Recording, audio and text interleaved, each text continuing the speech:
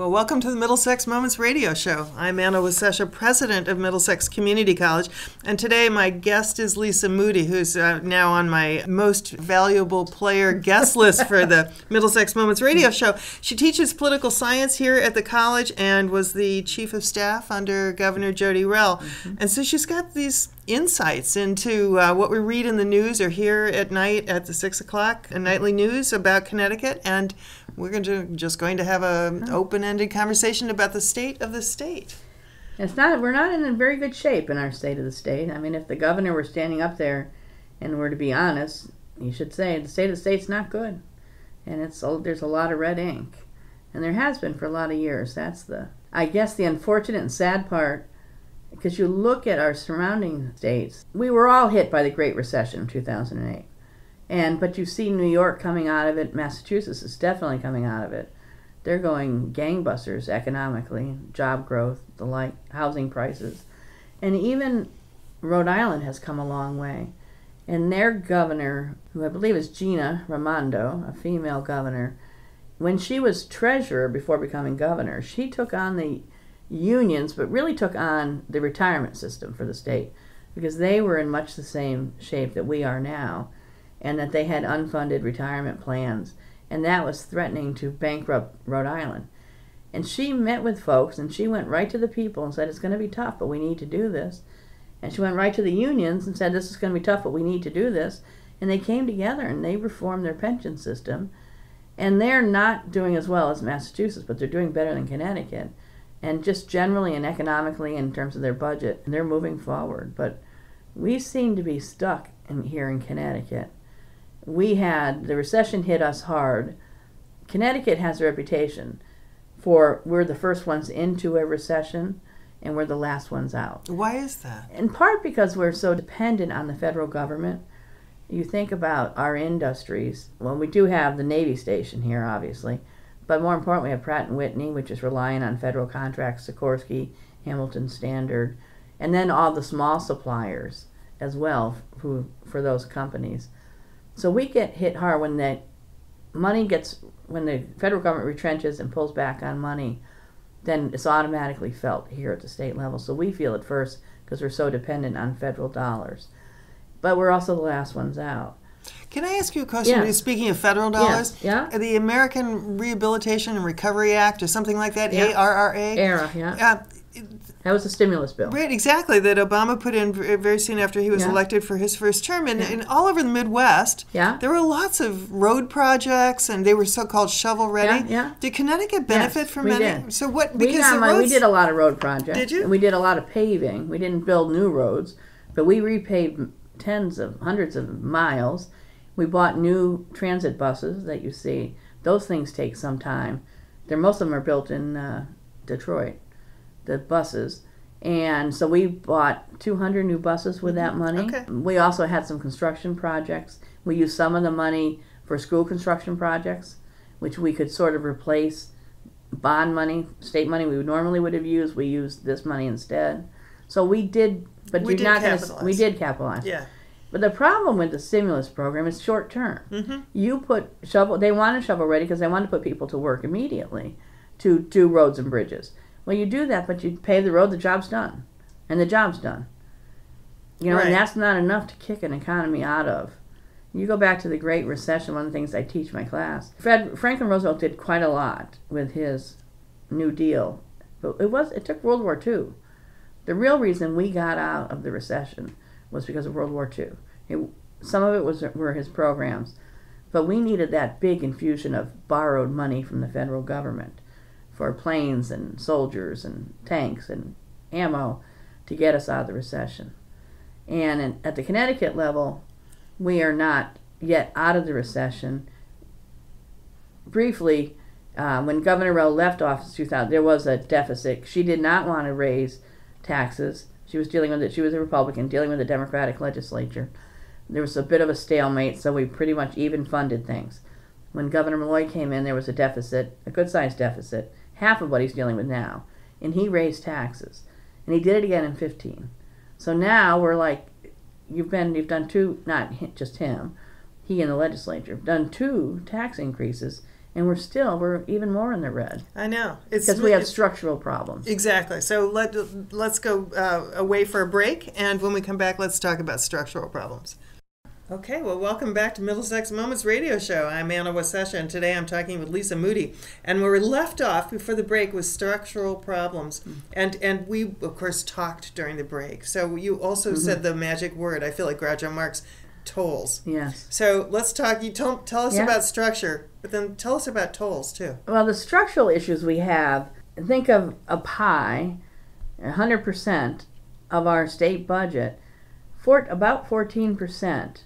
Is for debt service, for money just like on your credit card, it's the interest on money we have borrowed. You can't get away with not paying that. So that's 14% we can't touch. Can I ask, can you restructure that debt? You can call it in, and we have done that on occasion when, say, interest rates go down, that we can call it in and say, okay, we're going to re-allot it, but we're going to get at a lower rate. Okay. But we're so low, interest rates in the state they have been historically low, right. So you can't restructure those. If you have extra money, you could pay them off, but we don't have extra money. But you can't touch that section of the pie, of the budget pie. And then you have employee costs, and particularly for retirees, that you can't touch. I mean, that you're obligated under federal and state law not to touch that ERISA law. So you have those. And you have the vast majority of our employees in Connecticut are unionized. And we have very powerful, to their credit, very powerful unions. And they have a lot of votes in the legislature. So they have protected themselves well. But that's something else you can't touch. So then you get some federal dollars for things. You have to provide public education, elementary level. Those things you can't get away with not funding. So what you can, at your discretionary, what you actually can pediddle with is very low. So it's a small percentage of the budget. And then everything goes up every year. For the state as well, if gas prices go up, think about not just the troopers, but all the social workers who have cars, Department of Corrections, or think about if utilities go up, even 3%, that's a huge hit to all the buildings the state owns that we have lights on and heat, and postage goes up. So it's known as the current services budget. What do you want to do next year that's exactly the same as this year? And even if you don't take anything away or add it, that's probably going to be 3 to 5% higher because of salary increases for employees, utilities, and the like. So that's what you're starting with. So your budget is growing naturally by 3 to 5% without adding anything. And our revenues in the state, because we've been in dire situation, have not been growing at the same pace. Government spending has been growing greater than revenues. And there's a lot of reasons for that. People are moving out of state, they're sick of the taxes, or they lost their jobs and can't find jobs. So if somebody leaves Connecticut, they're no longer paying their income tax. So that's lost revenue. They're not getting gas here because they're now living in South Carolina. We lost gas tax, we lost alcohol tax, we lost sales tax. And then if you see a lot of people leave, those lost revenues add up to a lot of money. So government continues to grow exponentially, but the revenues are falling off. And when people lose their jobs, even if they get a new part-time job, they're making less money, so they have less to spend sales tax, and they have less that you can tax them in income tax. So one side is growing, one side is shrinking, and we can't control the cost of retirees and employees, really. We can't control the cost of borrowing rather. And then on top of all of this, the one other huge issue is unfunded pension liabilities. Meaning, we should be projecting this year, saying, okay, for everybody who's a retired state employee right now, plus the ones who are going to retire next year, let's say together the costs are $150 million for their pensions. We should put $150 million in the budget. We have not been able to do that for many, many years. We've been averaging about 70%. But that 30% gap, multiplied year after year, means that we don't have enough money in there. So we're using sort of like Social Security. We're stealing money from the future to pay current fees. But we have a bubble of people with the baby boom, where you have a lot of people who are retired. And we also have a bubble of people who are known as Tier 1, without getting into the weeds. the people who really have retired until now are under a certain plan that's very, very generous. More generous than I think any other state. We recognize that. We now have a Tier 2 and a Tier 2A. I think they're talking about a Tier 3. I don't know if that's in effect. But saying, so it's less generous. But those still cost. If you're a Tier 2 employee, which I think started in 1984, if you were hired on or after December of 84, and you retire, let's say next year, you have never contributed into the pension plan. No contribution? No contributions whatsoever. You're going to get less than somebody under Tier 1, who they contributed 3%, but they got very generous monthly benefits. You're probably going to get half the benefit they got, but you never contributed a penny. Can I ask about the Yes. teacher pension plan? That's apart and separate.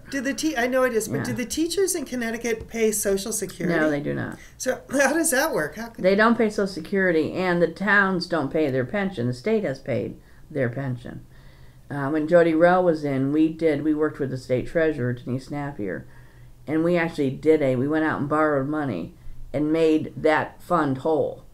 So we had a big unfunded liability there. We made it whole, and we said we're going to pay this off, which we're more than halfway through now, paying that off. So the state, to help the towns out, in a nutshell, the problem the towns are having is worse than the state. Because the state says, you know what, we have this budget problem, but we have these 327 taxes we can impose. Income, state, sales, hotel rooms, yoga classes, food at McDonald's, whatever.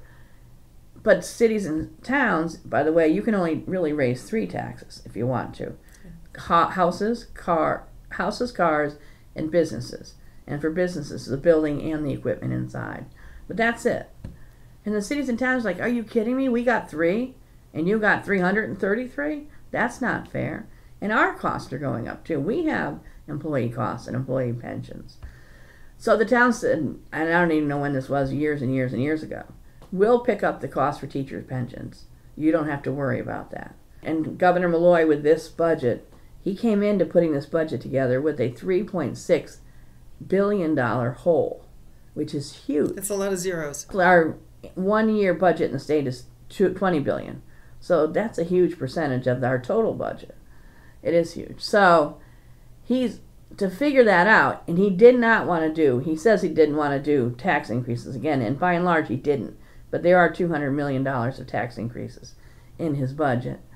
He said, I can't do taxes again. I did it in 2011. I did it in 2015.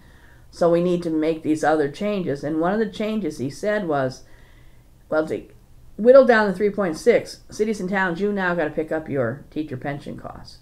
That's a $400 million hit to cities and towns for 1 year that they were not expecting. That came out of the blue. I don't think anybody even heard rumors about that. So now cities and towns have to pick that cost up, and that is a large nut for most cities and towns. That was one of his changes. One of the things that I had not understood, though, is that if a teacher retired and they were banking on that pension, they could not file for Social Security. No, because they never paid in all these years, which was a way to put extra money in their pocket. Teachers, really until Governor O'Neill weren't high wage earners, and it's still not terribly high, but in 1986, there was something called the Education Enhancement Act. Oh my God, I can't believe I remember that. That Governor O'Neill put in place to attract the best and the brightest, as he said, into teaching. And we dramatically increased the salaries. But one way to help them out was to say, and this was before that, you don't have to pay Social Security. So you look at your paycheck, how much you pay in, they can put that in their pocket. So that was a way to increase their salaries. Right. That they could save that money. But that means that they put all their confidence in the state of Connecticut to pay their pension versus now with state employees, just the people working at DMV or teaching here at the college, we're also paying Social Security. Right. Oh, absolutely. So if the state had to somehow reorganize that pension debt, it wouldn't be completely high and dry. No, you wouldn't be. And so many people in this country still rely on Social Security as their only means. I know. And I'll tell you, state employees are probably going to be, I would say now, maybe 30 to 40% of the only people who have pensions anymore. And I think in the next 10 years, they'll probably be down to state employees will be the only people with defined pension plans. Contribution versus defined benefit. Correct. Right. So it's just so hard. It's so rare now because it's unaffordable. It really is unaffordable. Do you know what the governor of Rhode Island was able to? They changed a number of things in terms of when you can come in, when you start. And in Connecticut, there's a number of things we could do, such as police and correction officers. You get your salary, your pension, I should say, is based on your 3 highest earning years. Well, what the police and correction officers do, which is perfectly legitimate right now, is, for instance, they will put in a lot of overtime. So let's say they normally make $60,000 a year. Their last 3 years, they went to 120 because they took all the road jobs they could, etc. Well, their pension is based on the 120, right? Not on the 60. In fact, I saw a raised bill or a proposed bill that I was reviewing this session that wanted them to not be able to include mileage reimbursement. Yes, state troopers, when they leave to go to work, they're on the clock the second their foot steps on their front step. They get in a car that the state provides, and they have use of 24 hours a day, 7 days a week, regardless of whether they're on duty or not. Because the theory behind that was if they're in their car and they see something, they can stop, or they can radio in to say there's a disabled motorist. They also get money every day for meals. They get dry cleaning costs every day because of their uniforms. They have a number of benefits like that. Right. And then those reimbursements to them for getting their clothes dry cleaned are calculated into their wages for pension purposes. Correct. We have got to take another break, and then we'll come back and we'll keep talking about this or tolls. I want to for whom the bell tolls. We got to get there. Okay, we'll be right back. Well, we're back to Middlesex Moments Radio Show, and Lisa Moody, and I'm Anna Wasescha, and Lisa's my guest.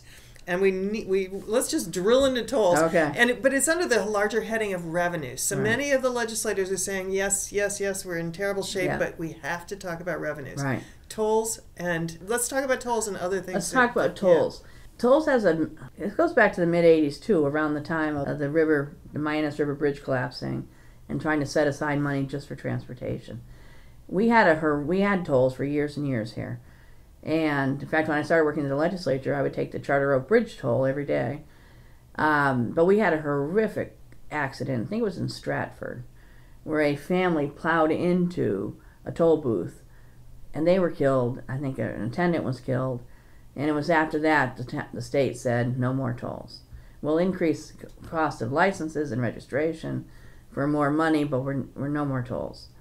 It's bad for people recognize it was bad for the environment, etc. Because cars are idling? Yes, they're idling. And this was, back in the 60s, 70s, 80s, when they were not nearly as efficient, and they were much larger cars. So after that, we got rid of tolls. And New Jersey always kept their tolls. Massachusetts always has their tolls. I don't know if Rhode Island, I don't really go through Rhode Island much. They don't when you drive from here to Boston. You can get lost on Route 6 and anywhere in Rhode Island. So everybody else in New York obviously had tolls. So we were the only one that didn't have tolls. And we were kind of proud of that. And a lot of the trucks, that increased our truck traffic too, because they could get around the tolls in other states. And they came through, which didn't make people happy. But people who were alive and paying attention back when this horrific accident really don't want to see tolls. And you have some people in Connecticut saying, yeah, but I pay when I go to Mass. I pay when I go to New Jersey or New York. And these people are coming through our state, particularly when the casinos opened. We got great increase of out-of-staters. Why don't we make some money back and charge them to come in the state? But you had people in the state saying, you know what, I already pay enough taxes. They raised our taxes when they got rid of the tolls, and now you're going to raise them again because we're going to have to pay the same tolls as an out-of-stater, and that's not fair to us. In addition to this is the biggest key for the legislature and the governors and the different ones, was the federal government used to have a law that said if you got rid of tolls, you can't bring them back. Really? And if you bring them back, you're going to lose all your federal road aid. Yes, they did, because they didn't want tolls either, for environmental and other reasons. So for a number of reasons, even the people who argued for it said, we can't let you have them because that's what the federal law is, and we can't afford to lose hundreds of millions of dollars in road aid. And so that's essentially a non-starter. It was, but Okay. some people argue, and they never really pass a law explicitly saying we're overturning this, but there are many who would argue I think the federal government will turn the other way and let us have tolls. So people are looking for ways to bolster general revenue, but if we did tolls, it really should go into the Special Transportation Fund, which we discussed earlier was set up in 85, 86. But they keep stealing money out of that fund anyways for non-transportation purposes. So are we going to raise tolls for the regular budget, the general government side budget? And I think what the problems, the $3.6 billion and the continual problems that we have in the state fiscally, we can't afford the spending that we have. It's not really a revenue issue. You have some who would argue with me that it's a revenue issue. Most people argue it's a spending problem. We're spending too much money. We're spending more than we could possibly tax. And if we tax more, regardless if it's the wealthy or whomever, they're going to leave. And that's going to make it even worse. So we really should get our hands around our big cost drivers. And number one are employees. And before we were talking about the state police, I'm not picking on them. Mm-hmm. Correction officers also have many benefits. And both, they're hazardous duty, get 20 years and you can retire. So if you became a police officer or a correction officer at 21, you could retire at 41 and collect your pension for the rest of your life. And many of them do retire and then go take a job somewhere else, say with a city or town, and collect a pension after 10 years from there. So it's just our system, and until you change that, you're not going to get your hands around our cost issues. And if we don't stop borrowing generally, because again, we're up to 14% is going to our debt service, we call it, you can't touch that money. So we got to stop borrowing so that we can start trying to whittle it down, sort of like paying a mortgage or your home equity loan. Stop don't just add money to it or get a new credit card. Pay down the credit cards you have. We keep opening new credit cards. That's our problem. Yeah, trying to transfer the debt from one to the other. Right. No, as you're talking, I'm thinking, well, so if you had a magic wand, and it would have to be a really magic wand, what would you do? Because for a while we were under the idea that we would get a 10% decrease in general fund, and that was across the board. Right. So one of the Connecticut Mirror articles said, well, they'll decrease the numbers of people incarcerated by 2,000, from 15,000 to 13,000. Right, so we do that, and so we make all these changes. So that's a tightening of your belt approach. Mm-hmm. The other piece of it is, and you used a term which I now cannot dredge out of my memory banks just a moment ago. It was a very interesting term for sort of the miscellaneous things that you... Discretionary? Yeah, although it was a down-home kind of corn-pone kind of term. We'll maybe get to it. But those are often the things that make the quality of life worth living in Connecticut. Yes. So the state parks and the, all the decent highways to drive on, but, a sense of safety and security, things are... picking litter up on the highway, and when you get rid and supporting culture, and symphonies, and I can go to the theater, and when you don't fund those, it hurts, and people it hurts a lot, and people who aren't forced to live in Connecticut will migrate out. They will, and they're starting to, but I think you could see even more of an exodus. But when you think of Connecticut, two things come to my mind for the positives. One is quality of life. And two is a good workforce. And you want to preserve that quality of life. You have to preserve that quality of life. But the problem we're having in the state, if government's cutting back, you're right, it threatens things like, here's a small example, they've closed the welcome centers on the highways. I know. And what does that say about Connecticut? And so, and people around here at work are commenting on that because the sign says it's closed from these. Right. And so is a glass half full? How about it's open from 7 to 3? Absolutely. Not it's closed from 3 to 7. But now they're closed altogether. Oh, 100%. 100%. That's what the governor's calling for. Oh. Close them all together. Oh. And then, I don't, welcome to Connecticut, but don't, just keep speeding through because we don't have anywhere for you to stop. I just think it sends a horrible message. Of all the places to cut, I've never in this state been by a way station that's been open, as an example. I've never seen one open because they're always closed. But to have the welcome center closed. But it's the other things too. It's the cutting back at the parks, as you say. Yeah. And it's been year after year after year. You know what? That's what makes Connecticut. You can go up to Litchfield and to the hills. You can go down to the shore, all within an hour's time. And the cities, it's just... But everything is threatened. And now with the problems the state's having, the governor, in addition to what we've already discussed, he also wants to change the elementary, if you will. What do you call it? L-high or elementary K through 12. K-12. Mm-hmm. He wants to shift a lot of the burdens of spending. And he's saying, and he's right to say, that the real need for more money is in the urban areas. So let's shift money from the more well-to-do towns to the towns that have the greatest need.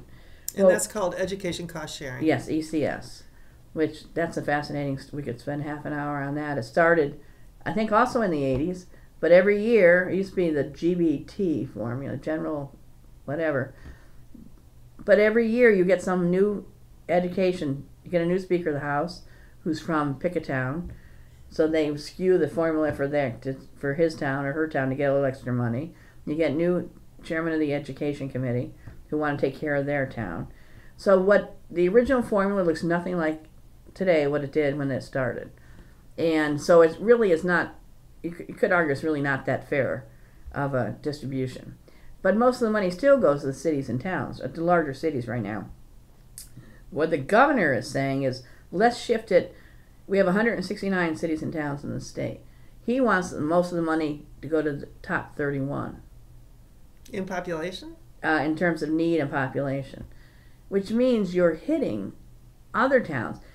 Not only other towns, 130 or 100 and whatever. Yeah. We're not on the math side, thank God. 128. But that they're getting hit hard. Now, for instance, Groton, I think getting hit $14 million. That's what they would lose under this. Some would argue, you know what, you're already giving most of the money to the Harfords, the Bridgeports, the Waterburys, the Danburys. How can you, but... What's the rational basis, though? I mean, it's based on... The state's only got so much money, so let's give it where they need it most. Right. And you have higher income people, you can raise the money locally to make up the difference. And now... But I don't know how you make up $14 million in Groton, whose budget also starts July 1st. So they just found out now that in July, just for ECS, they got to come up with $14 million more. Hello. Well, we absolutely have to talk again because we barely touched the surface of this. Thank goodness we talked about tolls. We didn't even talk about higher ed cuts. I know. Which are disabling. So, we'll pick another topic the next time, and then we'll go whichever way we'll meander.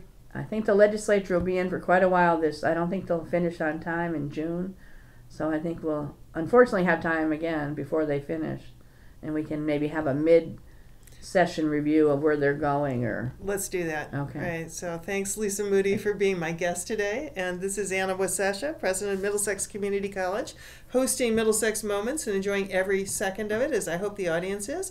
Wishing you all a very good day.